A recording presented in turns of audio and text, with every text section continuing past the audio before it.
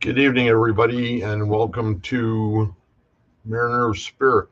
I'm Greg, I'm your host, and we've got another great show tonight. We've got a fantastic guest, a person that came into my existence quite some time ago and really put a change to the way I view things and my whole path.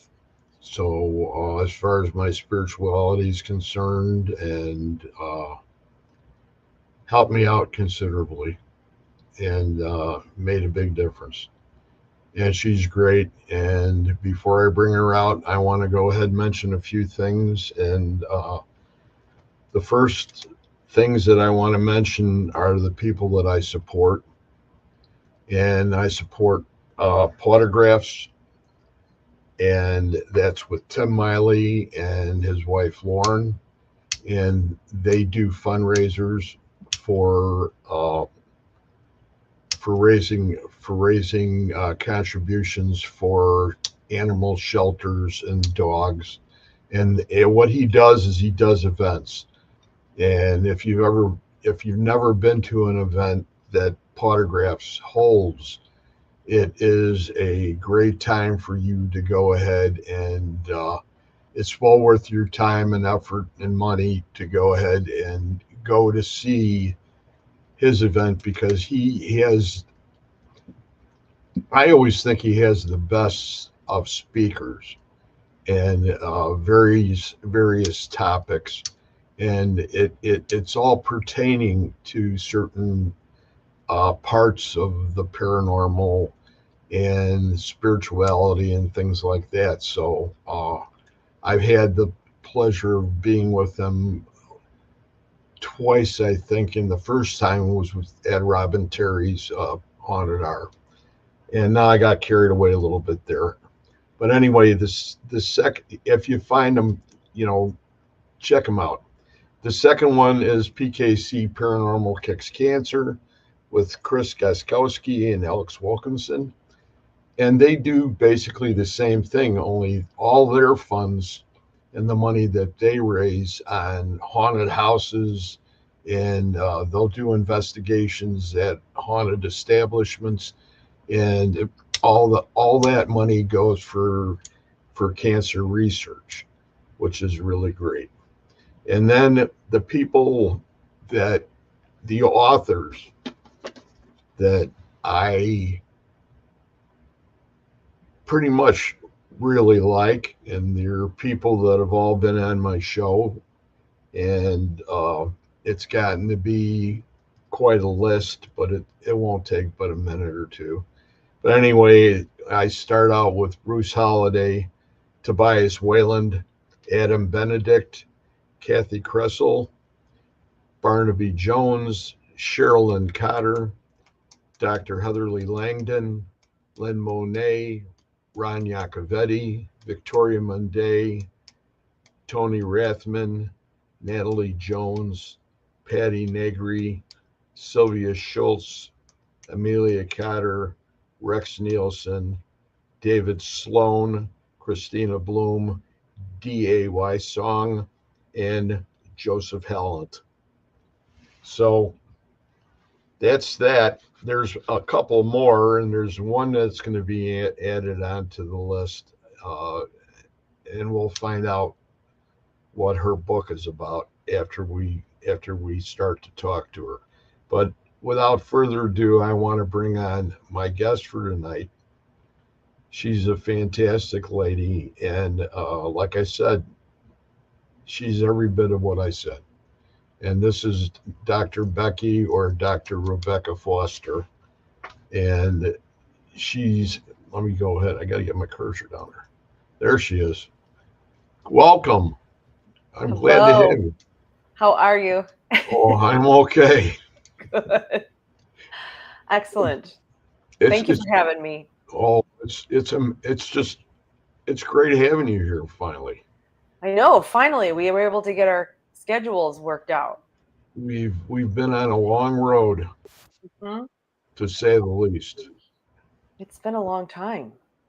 It has been. I mean, how long have you been out of Wisconsin? I moved back to Iowa in 21. So okay. Yep. Okay. So I'm back in Iowa. It's a good place to be. Good place to be. Yeah. They have some great places out in Iowa. They do. It's haunted. I love the small towns and this, just I guess the way that everybody just comes together in each area. I lived near Des Moines for a little while, and it was just too crowded. After you live in small towns, you don't want the traffic and all the people. I know in the beginning on your Facebook page, you have a declaration there. I do. And it says you talk about God, Jesus Christ, ghosts, paranormal, Bigfoot, and aliens. Yes. How did you come up with that mixture? Whew. Well, to tell you the truth, that's a long story. So what where do I start? It basically was the fact that I was born with a gift. Everybody's born with a gift. I just never shut mine off. And I started using my gift when I was about 13. But at the same time, when I reawakened to what it was, what I was capable of doing, I believe that God was like, okay, I need you to finally do this work. But in order for me to understand the capacity that I had of doing the mediumship work alone, he first put me into predicaments that introduced me really to the depth of the darkness of things. And I thought for a while there that I was just going to hell. I'm pretty sure I was seeing demons, I was seeing the devil, I was seeing evil around me. It was terrifying. And I turned to him and I begged. I was on my knees, just like begging, please don't send me to hell. Whatever is going on, I will serve you for the rest of my life. And that's legit where it started. So, I've read the Bible, I can't tell you how many times. And my biggest worry of wrestling was, this is not allowed. Like, you're not allowed to do this stuff. You're not allowed to see things that I see. And I really was afraid of using it. But so much came across as, there's so many different verses as far as prophesying and accepting your spiritual gifts and to test the spirits. So I went through many years just following what God wanted me to do, and testing the spirits meant and what I had learned was, if it comes to pass, this is from God. He is giving this. If you just tell somebody something and it doesn't come to pass, it's not legit. It's coming from a false source. And I used that knowledge for a long time. And then, with what the work I do, I'm evil. I'm either evil and I'm going to hell, or I'm too religious. And so that is why I've my website is God's tool.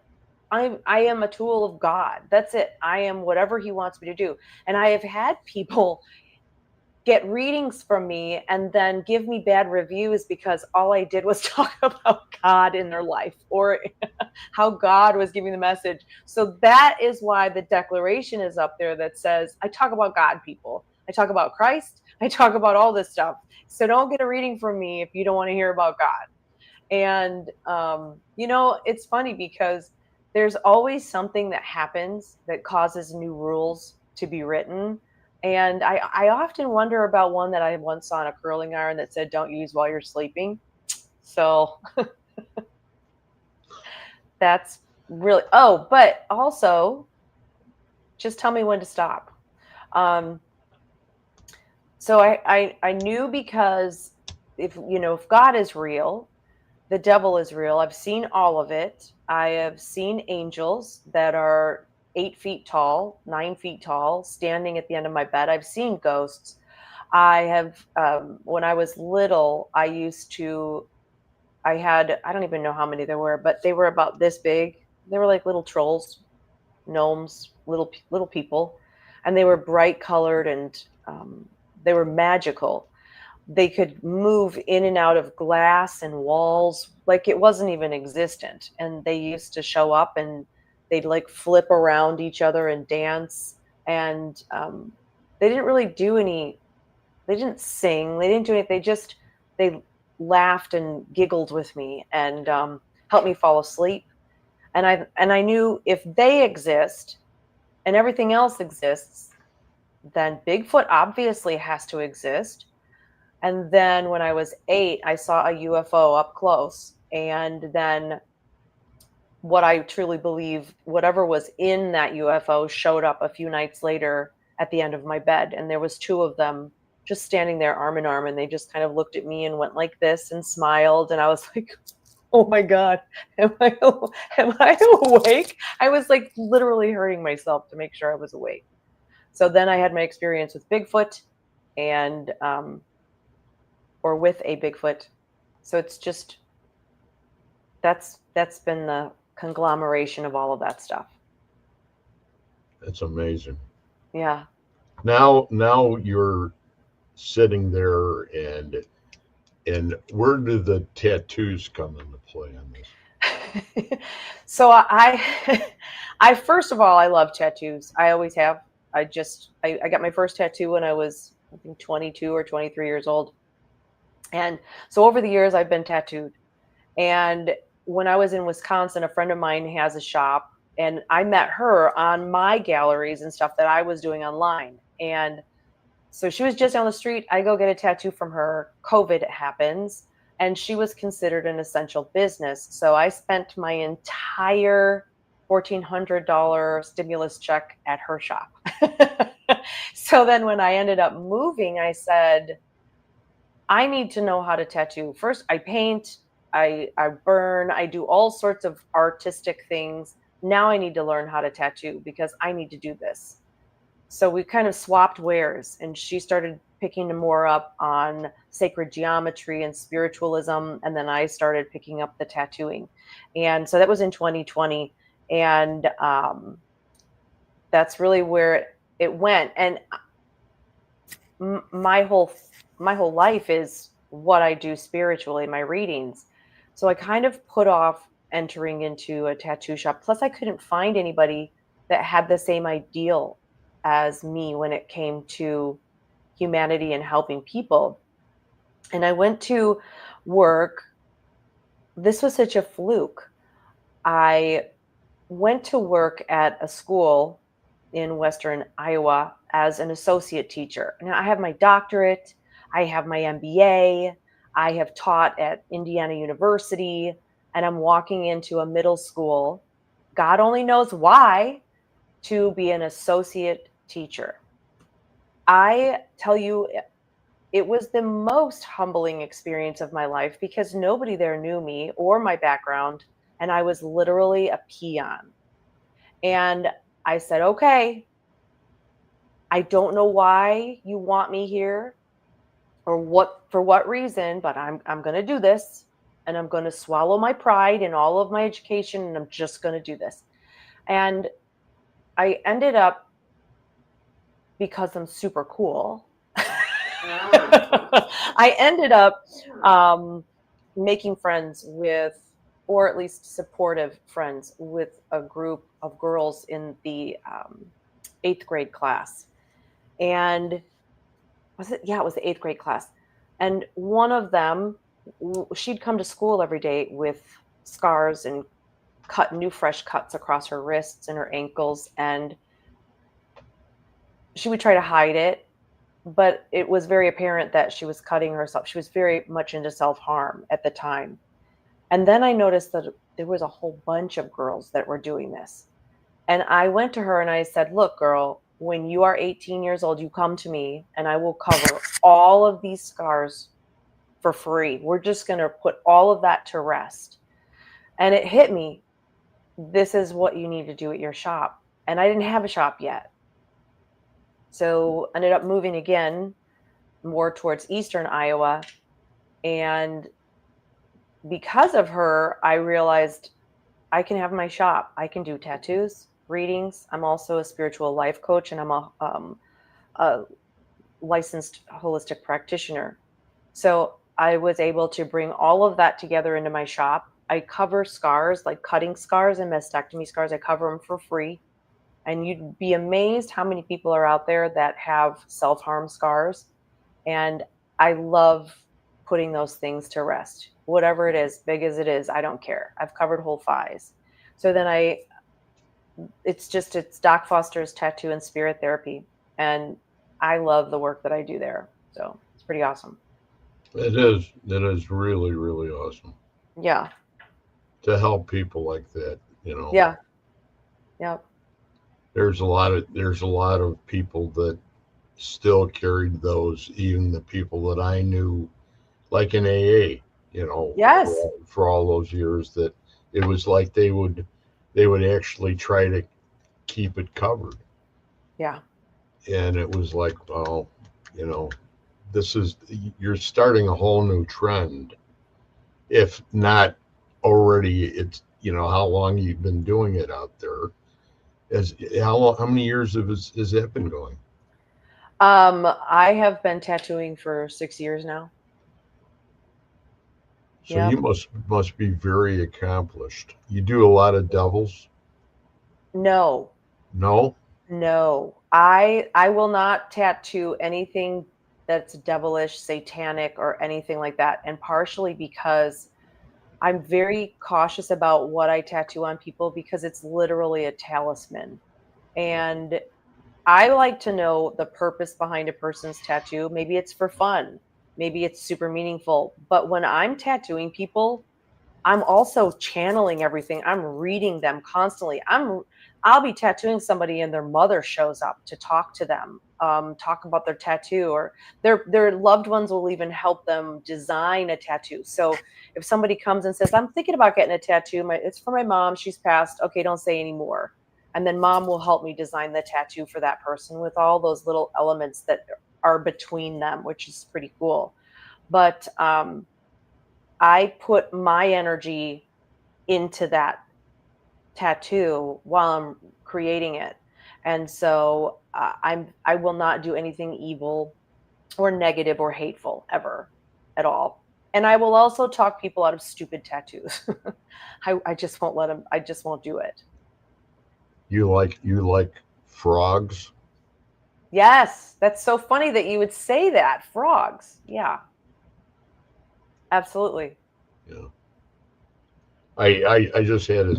That was something that I was thinking about for some reason. But you know how things go when you're What would make you think of frogs? Because I'm a frog guy. I like frogs. Interesting. That's I, very interesting. my, Okay. northern Wisconsin, and you've got the grandkids, and you've got two girls, Uh-huh. and they're trying to catch the frogs, and they have a net. So they're in Uh-huh. the water in the lily Yes. pads, and they're chasing them and catching them. And Uh-huh. one of them got grabbed by a snake, water snake, and it was like, and she had it pinned, and I went ahead and I grabbed the snake and picked it up, and I felt the snake. They said that the snake ate the frog, right? So I go ahead and I have my hand on the body of the snake, and I'm No. going, I don't feel, I do not feel the frog. Mm-hmm. And I'm holding on to it, and I'm telling them, well, and then I hit my hand, and the snake's head was up about this high off my hand. And I can remember saying, I felt all the way down to there. There's no way that he just ate that frog, and I couldn't feel it. You know what I mean? Yeah, that's gross. And just as I said that, the frog popped out of his mouth, What kind of and he was snake was okay. it? It was like a water snake, like a blackish, and he has sort of almost like a gardener snake. They have like Not sort not a of, water moccasin or anything like no, that. no, no, no, it's not poisonous. Okay. I was wondering like how could you do something like that and not No, freak out? I wouldn't be great. Well, I don't freak out on that stuff anyway. But, No, but thank that's you. for the Snakes and grandkids. spiders. You know how the grandkids are, and especially my granddaughters, and they're exceptional little girls and ladies, and one of them's a lady now. Of and course. it's just magnificent that you can go ahead and share that kind of stuff. She's been catching big frogs. I mean, Hmm. so their legs are hanging down like this. So I have a whole series of pictures of her over the years. With She would go to the pond, and she'd catch a big frog, and she'd come over and show me, and I'd have to have a picture of her and me with the frog. Oh wow. It's You talk about frogs. When I was younger, I went with a friend of mine and her family to Upper Wisconsin, and we caught a bunch of frogs. But then we took all of the frogs and we put them in her sister and her friends' beds about midday, and about 2 o'clock in the morning they got into bed, and all those frogs were in the bed. We will never forget the screams from across the campground. It was pretty funny. That's my frog story. all right. You can't beat that with a stick, can you? Oh, it was so funny. It was very, very funny. So you're into, or you do a lot of gallery readings, huh? I do. Yep. I do a lot. I think I do more free readings every year than I ever could imagine trying to do on a regular scheduled calendar. Yep. How do those usually go? Do you do them for groups, or how? Yeah, In no, other I words, if anybody's here and they're thinking about going ahead and having a gallery reading, well, so I do them in person and I also do them online. So I just basically get on and I just read people off of the chat room, and it's really the same thing. It's just like when you to explain it, people always want to know, well, how do you do something like that long distance? And it's the same thing as when you think of someone and 5 minutes later they call. So basically, you're taking your energy and you are finding that person across the world, across time, across space, dimension. And you're wrapping your energy around them, and they, oh my gosh, I should probably call Greg. And then you're like, oh my God, Mary, I was just thinking about you. And oh, I was thinking about you too. That's why I called. It's that connection. And when I'm reading someone, I am not an all powerful genie. I basically just have learned how to instantly connect with my guides and Yahweh. And then they find whoever it is that I am connecting with and connect me with that person. And you could have, I love it when people can get into a chat and create a fake name, especially because then there is absolutely zero way that I would even know who I was talking to. And that's what I like to keep it that way. Is I don't want to know anything. I don't want to know who I'm reading for. It's clean that way. And it's neat when the person will have something similar come through to a previous week, or whatever their guides want them to know, and I'm just like, no way, wow. Like when people tell me about the readings, I'm a big kid in a candy store because I'm just as amazed as they are. It's the coolest thing ever. So, but yeah, that's how it works. I just read Don't people. don't ever lose your enthusiasm. Never. That's part of it. I'm a big child when it comes to this stuff. No, you're just one of those people that has that glow, and you understand, and it's Yeah. great to be able to go to somebody like you, if you had an issue, because you would be able to help. I do. And that's why it's not that it's just I get tired, but I figure if God is going to lead someone to me out of everybody in the world, there's a reason for it. And he obviously thinks that I can help them one way or another. And that is where a lot of my work comes in for no cost, because and that's the other thing. We're supposed to use our talents and our spiritual gifts. We're supposed to use them freely. And so that's where I feel like, yeah, I have a calendar of private readings that are one-on-one, and it's my work. And so I keep all of my cost and my fees and everything very low, because, and that goes for everything, all of the things that I do, my tattoos, my readings, everything, because I feel that as much as I do for free, I love that because I'm not held to anything. I can go as long as I want. I can do it whatever, however I want. There are no obligations. But I feel like in order for me to survive, obviously, I have to charge something, but I make it so that everyone can enjoy all of the work that I do, not people who can just afford it. And so I try to keep it like that, regardless of inflation or cost or anything. There has to be a really darn good reason for me to raise cost. And so free is always good, as far as I'm concerned. Victoria Monday said, does she feel that the tattoos are like sigils? Yeah, And no, that's 100%. exactly 100%. Yeah. Yep, 100%. And that's why I try to get people to reconsider things that are emotional in the moment or angry, because that feeling's gonna heal and it's gonna change. I also try to talk people out of putting a boyfriend, girlfriend, or spouse's name on their body. Um, but again, I'm a servant, so I do what people ask for the most part, as long as it's safe. I just think I need to have a disclaimer that people sign that say we will not hold you liable if we end up in a divorce in a week. So, sigils, talismans, yes, powerful stuff. Unbelievable. Yeah. You sort of incorporated quite a few things, Yeah. and it's meshed very well for you. Yeah, I love it. You know what? I think the first off, I love drawing on people. Let's just put it that way. It is cathartic. We have, people come into my shop, and my main thing is healing. I want people to heal spiritually, mentally, and physically.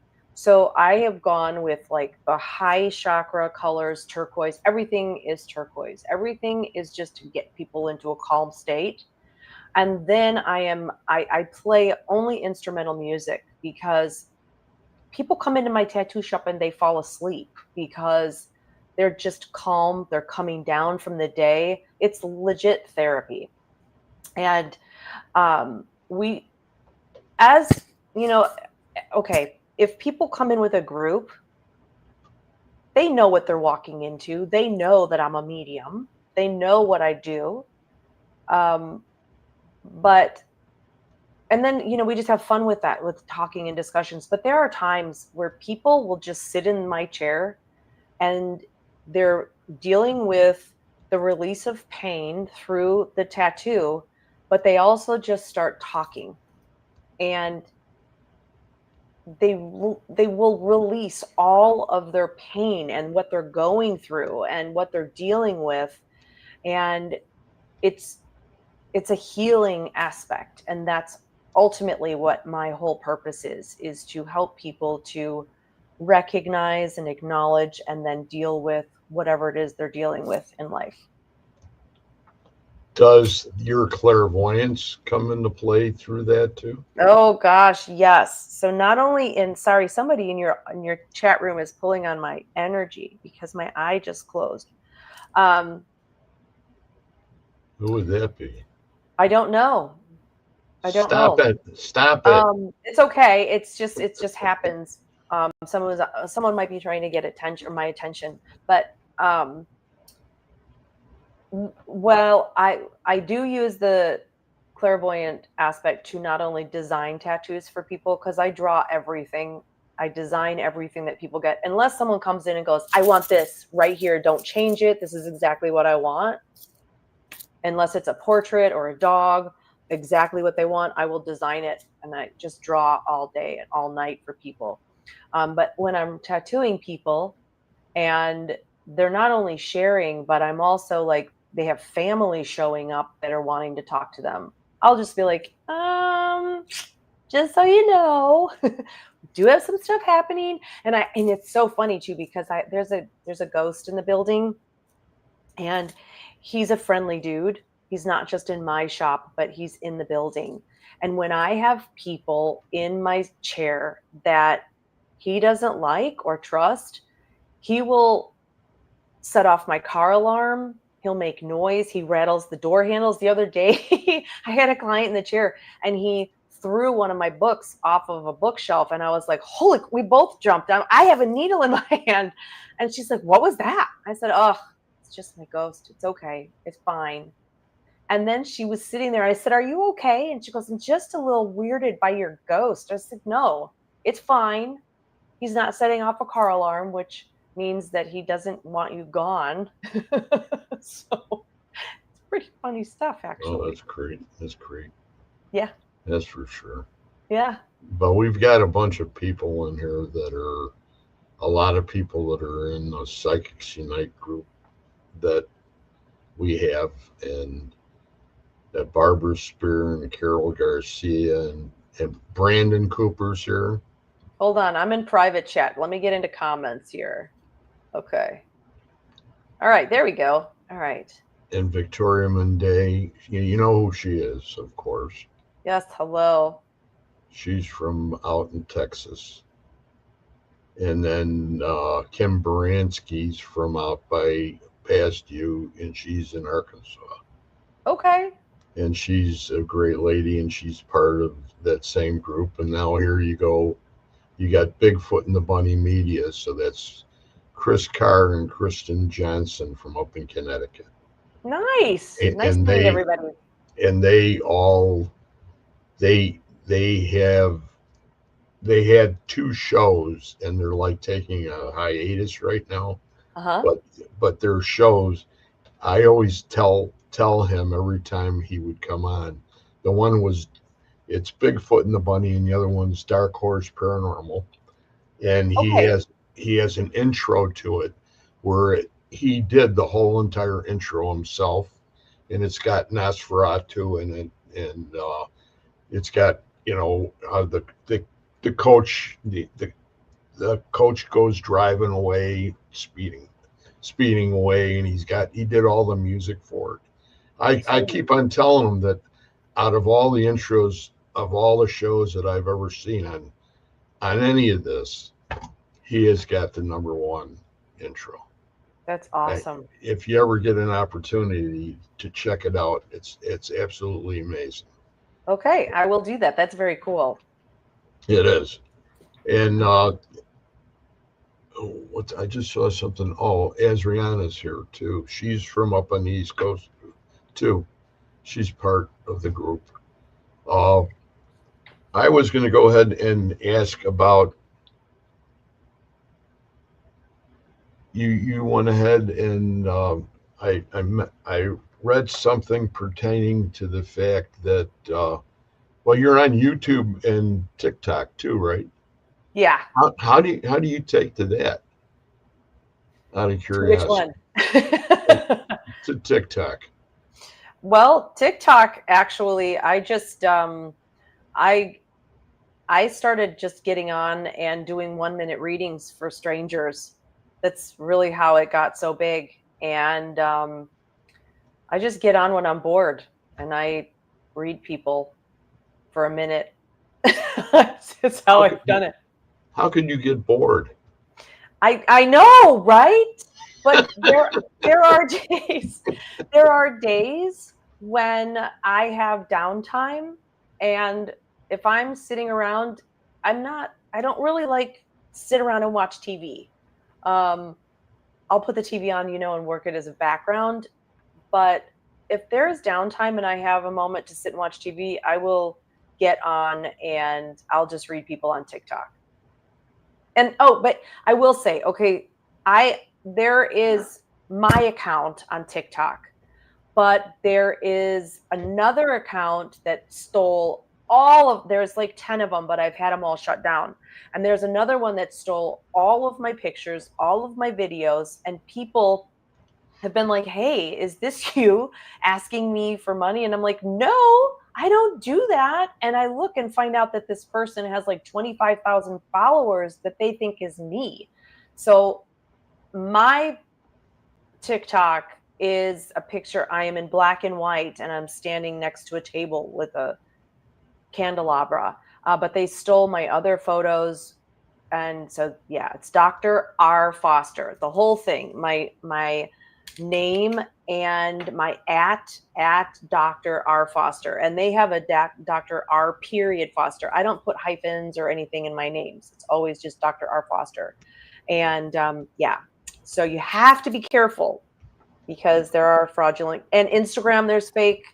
Snapchat, there's fake accounts. It's just insane, but they all scam for money.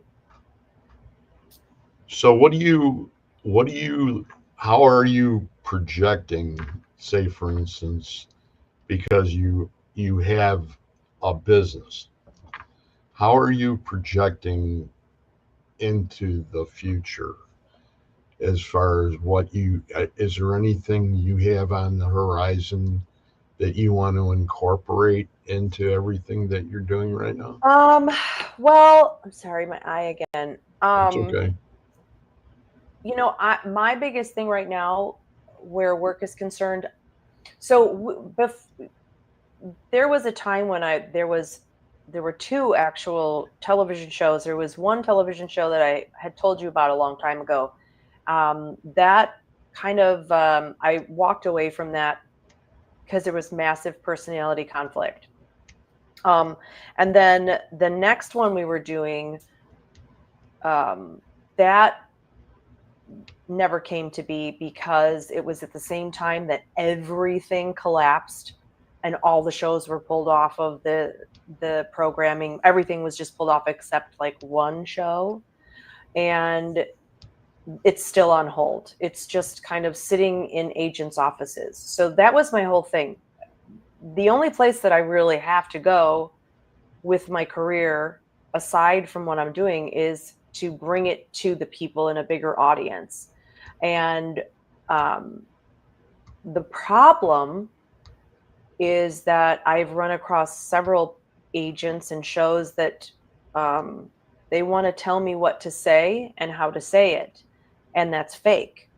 And I won't sell my soul to be on TV. My biggest thing is I need to just be able to reach millions of people, because my biggest thing with my gift is helping people to understand their gift, their purpose, how to stick around and not unalive yourself, that God loves all of his children.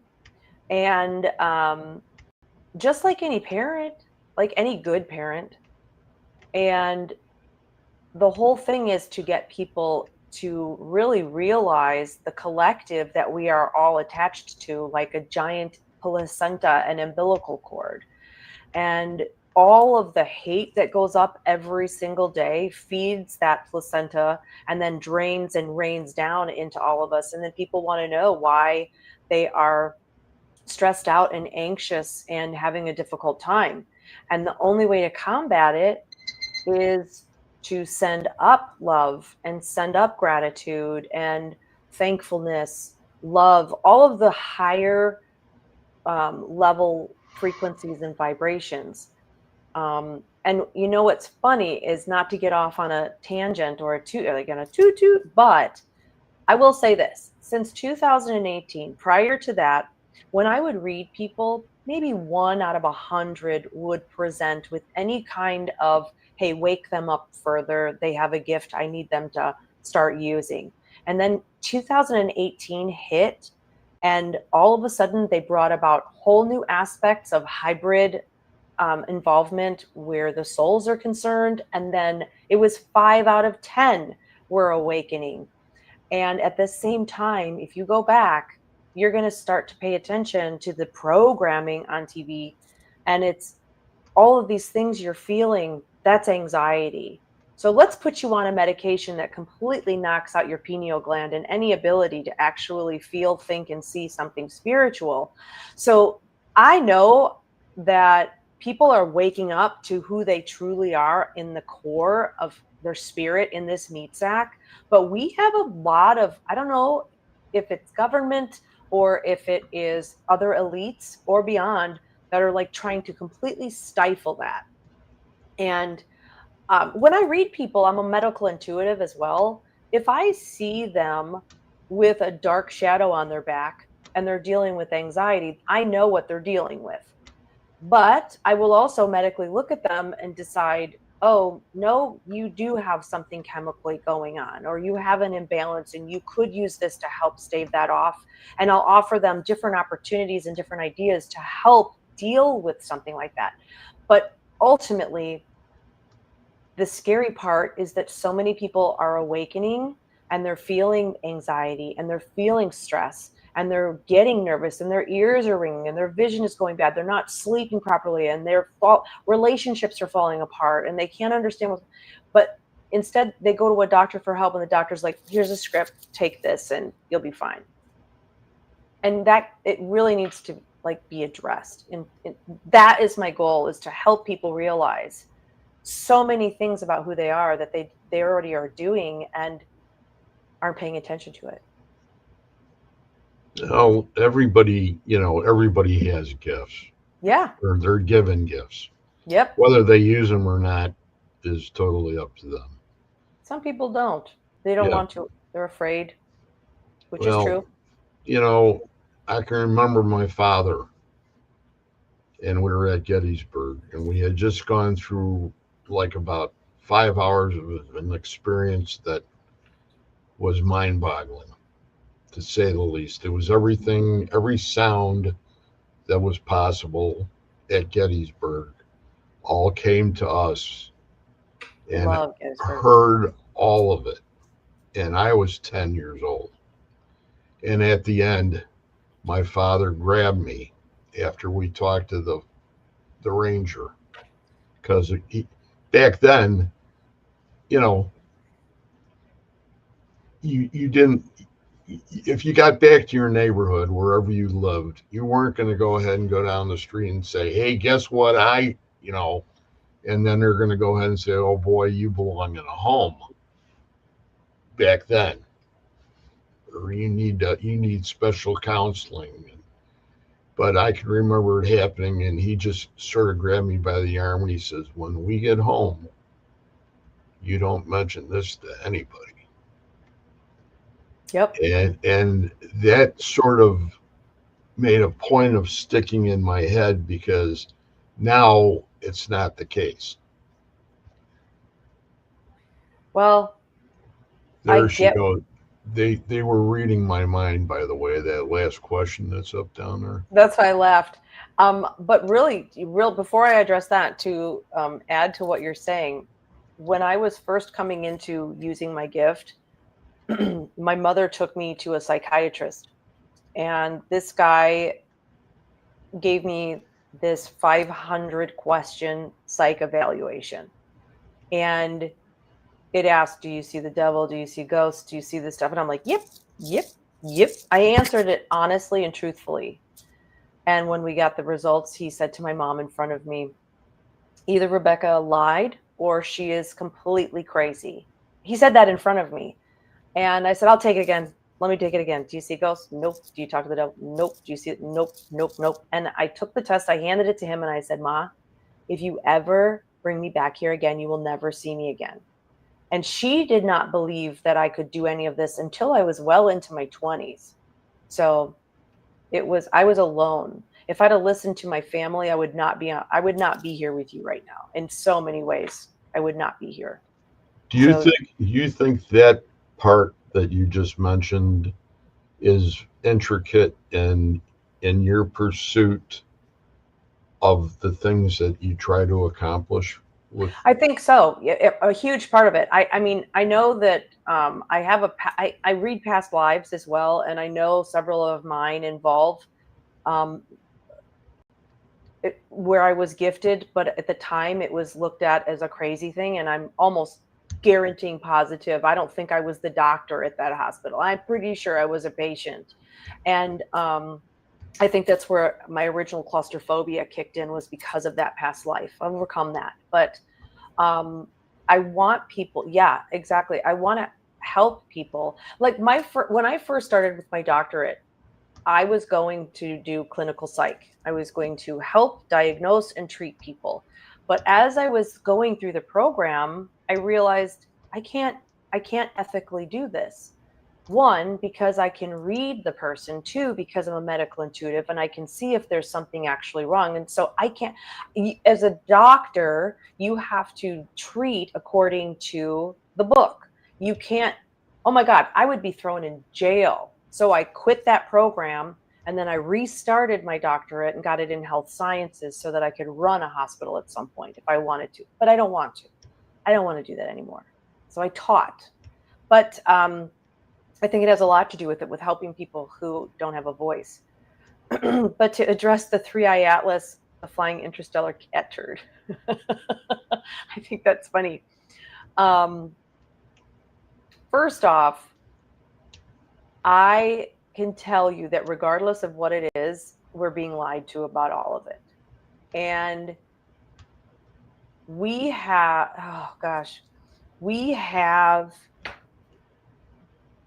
I don't think. They're still trying to grab it, aren't they? Well, I'm pretty sure that it's probably not a meteor. I would probably put money on it, but you have to be so careful because everybody's creating these stupid like AI things. And I know personally that they're among us constantly. They're within most of us are hybrid. There's very few, we're talking millions obviously, but fewer hybrids or humans, and that are 100% human. Most people on the planet are hybrid in one way, shape, or form. And so when I see the atlas, I'm almost guaranteeing it was something that was scooting past. I don't know if it would have landed. They know human nature. They know that if they would have come within a certain space, that it would have been shot out of the sky, or at least we would have tried. They do have technology that is light years ahead of ours. Our own government has technology that is at least 50 years into the future. Our own government can hologram right into this room if they wanted to right now. They're probably listening to everything we're talking about at this moment. They can, we have portals. They use portals. They use portals to get to Bigfoot. Oh my gosh, I shouldn't even be talking about this stuff. But our government is into all of the stuff we're talking about right now. They have full access and knowledge of everything that we're discussing right now. 100%. So you went ahead and mentioned the word, and you said Bigfoot. Yeah. Now, I am really curious as far as you and an interest in Bigfoot. Mm-hmm. Where did this start, and where are you taking it? Well, where did Bigfoot start for me? Yes. Not Harry and the Hendersons. Don't say that. You're going to say here. Sorry. There was noises behind me and no, stuff is falling. I told you, I guarantee you there's stuff there. going on right now. There's stuff happening right now. Okay. So my Bigfoot experience happened in Ohio, the first one. And that's when I encountered Bigfoot portals. Fairies always exist around the portals. And when you first connect, when you connect with Bigfoot and they connect with you, as aliens are the same way. It's like they mark you. They locate you. They know where you are at all times. They can find you anywhere.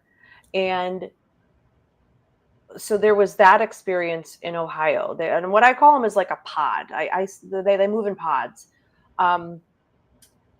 They do not inbreed.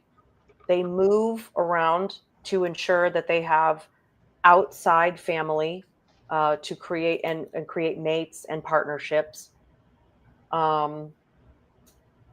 Holy cow, there's just so many experiences. And then another experience I had was in Ohio, and I was with some you guys. Well, I don't know if I should name drop. It doesn't matter, does it? Anyway, I was with some people, and we were staying in a cabin. And I noticed one night we were coming back after a conference, there was a little frontage road and it was kind of dark. There was no moonlight. So I was like, let's walk the trail. Let's go see if there's a Bigfoot over here. And we didn't have anything. See, Bigfoot, if you go in with loud people, cameras, recording devices, they're not going to show themselves to you. They're not going to do it. But if you go into the woods, my biggest thing is I will show them my waistband. I will show them my back. I don't have cameras. And I'll tell them I don't have a camera. I don't have phones. I don't have a gun. I don't have anything. And so the four of us walk this trail, and gentleman that's walking next to me is recording the whole thing. Like, he has a recorder. It's a little tiny dinky thing. And another gentleman was here in front of me 10 feet, and 20 feet ahead of us was our other friend. And his name is Jeff. We're going to say Jeff. And the guy next to me goes, I don't feel very good. And I said, ooh, you're getting zapped. And not even a second later, we hear boom, boom, boom, boom, boom. This thing comes flying down the ridge, and it lands in the middle of the road, and we're all squinting at it. And this thing stands up. It's like 12 feet tall. And Jeff turns around and he goes, run. So we all run, and we were hustling. I mean, we were running for our lives, and we started laughing. We stopped. We're like, where's Jeff? Is he still alive? What happened? And we leave. We're done. You summon an elephant. What do you do when it shows up? Well, the next night, Jeff and I went back. The other two had left. We were alone. We didn't have anything with us. We got to the point where it had bluff charged us, and we stopped. And we got down and crouched, and we were throwing rocks at each other. And all of a sudden, I looked down the trail, and I was like, what is that? And it was, again, this thing was 12 feet tall, and it was standing just off of the trail. And Jeff looks and he goes, by the trail? And I said, yeah. And I'm kidding. I'm not kidding you. It literally just went like this. And it started slowly coming at us. It wasn't striding. It wasn't moving. It was nothing. It was just gliding to us. And I said, it's getting closer, but it's not moving. what do we do? And this is what you live for. You live to be this close to a Bigfoot. But I was crapping my pants because I didn't know what to do when this thing was 2 feet away, 1 foot away. What was I going to do? And he got nervous because it's just the two of us and I'm just a chick, you know? So we got up and I felt almost a reverence for it. And we put our heads down and we backed down the trail. And the next day I got up, left, he snapped some pictures from the inside of the cabin. And digital cameras will pick up all sorts of elementals and Bigfoot alike. They will show up in your photos with a white halo around them. And he showed me the pictures and I was like, dude, he's right in the window, like watching you take pictures. And it was just the coolest thing. But they do show up and you'll see them. Like if you go into the woods to take a picture and there's a Bigfoot there because they cloak, but digital cameras, you will see them. They'll be, everything behind them will be blurry. They will be warbled and they will have a white outline around them. And that's how you catch a picture of a Bigfoot.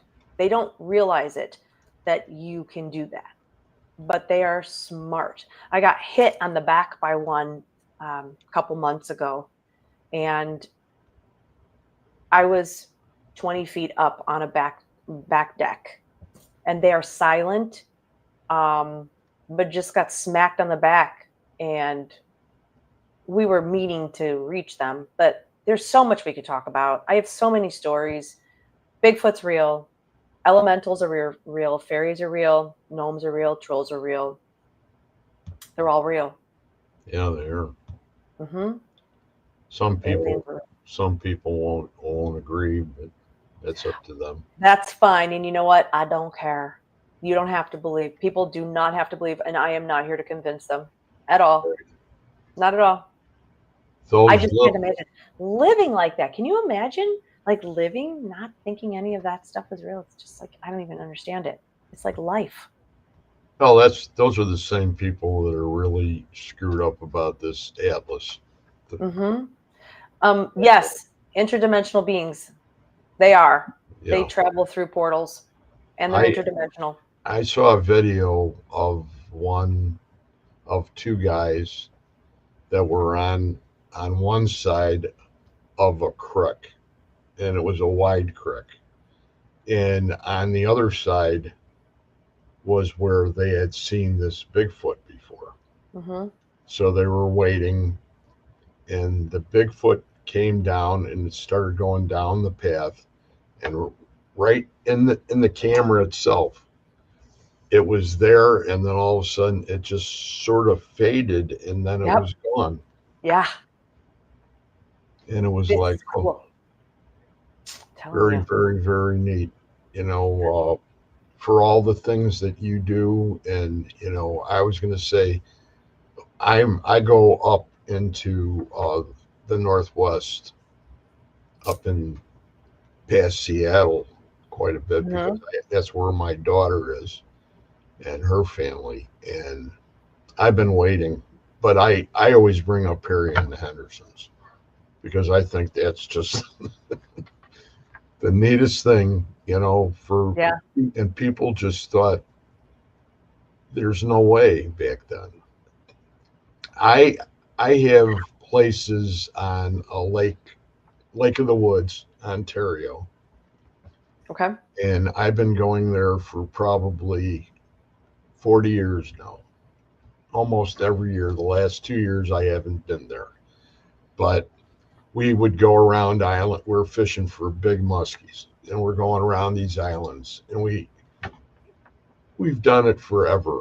And on the end of the island, where there would be a little path coming down to the water, would be two like trees that would be about maybe 6 to 7 inches across, and they would be snapped like 5 feet, 6 feet off the ground. And they would be forming like a gate. Oh yeah, 100%. Like, and I said to my partner, I said, "You see that? That's Bigfoot. He doesn't want. Don't go this way." Yeah, don't come on this island. Yep. But the same thing is at Vancouver Island. There's one just south of, or it is Vancouver Island, up in British Columbia. That's the same way. Those little those little bats people used to call them pretty not proud. What is it? Probably. Probably not that helpful when they show up. Oh, there's some funny people. That and they're some of the neatest people on the planet. And there's been a lot of people in the room tonight. I wish we had another hour and a half. And well, I believe me, I can I, talk for hours. I, we will have you back if that's okay with you. No, yeah, of course. We just have to make it How much happen. of a notice am I going to have this time? No, you know what? We'll just plan it. We'll just put it on the calendar right away. Okay. So then we're not trying to plan it because then we got to wait and plan it late. It'll be like a year again or whatever. Yeah. So Oh, that was a long time, I know. Becca. A long time, Becca. Dr. Yeah. Becca. But there's all these people that are here are really amazing people. And Anton Ritter is a friend of Victoria Monday's, I believe. He was on the other night too. He's a great guy. There's been people that have been coming on that not only this show but my Wednesday show. But I don't know if you're into ITC. So you are? Yeah. You do Estes? Yep. You do. Mm-hmm. Well, then we'll have to talk about that when we get off the air for a few minutes. Okay. It's really great. I think. Well, we still got a few minutes. We got some time. Uh, the show that's on Wednesday night. We've gotten to the point where if you go back and you look at how it started, and you think about Connor Randall and Carl Pfeiffer and the people that were all at the Estes at the Stanley Hotel, because that's where they, and if you talk to Tim Woolworth says, no, that's not where it started. It started with the blind ghost box. Okay. And so I just go with what I know, and Tim's a great guy. I'd love to go ahead and that's why I mention him. But besides that, blind ghost box, it's a little different. There's my chair is squeaky. You got some. I thought you had somebody underneath there that you were. No, it's my chair. It squeaks when I spin it. The part about with the noise canceling headphones, and he said point blank it had to be drummers headphones, and we do doubles, so we'll do like 3 doubles a show, and I want everything to stay copacetic as far as the people that watch the show, where people understand that this is how it is. And, there's nothing to say that anybody's doing anything from the other angle. In other words, that they're actually making something up, or they're not hearing something, or they're just, and I've heard it from a couple people, 1 or 2, and that's all for all the shows that I've done. And I think I've done that for quite a few years now, like 4. And I thought, if we're all on the same page, we do all this, we all follow the same principles or the same guides, and we all have the same equipment, then it would be a little more, because there are people out there that don't believe it happens, that we're not channeling and we're not doing this and we're not doing that. And, so to go ahead and give it a little more validity, it was like I started talking about doing that And at the same time we were doing that, we went ahead and we came up with those. Have you seen the Delco goggles? No. The red goggles, the red lenses, they light up. Maybe. It's late, so I may have, but I'm not. My brain's not functioning. I will say this. What was that? Where I just heard somebody talk. Um, I those? Estes is, when I do it, I try to make sure that I'm far enough away that the person that's got the headphones on, regardless, can't hear. However, we did an experiment one night. We were doing an investigation at the old YMCA in Rock Island, Illinois. It's Okay, Dan Biner Furniture. yeah. Okay. So we were filming there. My friend Rob, who has passed away at this point, but he was brave enough to go into the basement, which is demonic. It's bad. You won't catch me in that basement. So he went down in the basement by himself to do the Estes method, and we are upstairs. There is a cement floor, and I can't even tell you the distance between us. So I have a camera. The camera is on him. I can see him, and we can hear him doing Estes. So I started talking to the ghost that was there, and I'm conversing with this ghost, and he's telling Rob what to say just after I've said it. For instance, there was a guy that came in, and I was like, "Oh, okay, so I don't remember his name. So you've been here for a while. You died here." I said, "You drowned?" And Rob goes, "Drowned." And we are literally like, "Oh my God," minds blown that this guy is communicating with me like through my mediumship, but and I'm saying this is all on camera too. Every bit of it was caught on camera. And then Rob, 2 seconds later, says with the headphones on exactly what I've just said. And it was the coolest representation of how Estes works. And then a triangulation with methods to prove that I'm not crazy. I'm not making this stuff up. It's actually functioning in an awesome scientific way. And I mean, that's what I love about investigations, taking what I can do and then triangulating it. But as far as that goes, doing Estes with that method of putting them far away and then recording, those energies will still communicate to them. You don't have to be in the same room. Well, we took it to a step further because I have people from other states that are all on the same show at night. So they're coming. They're coming exactly. From You're doing Connecticut. Bigfoot and the Bunny. They've been on. They're great.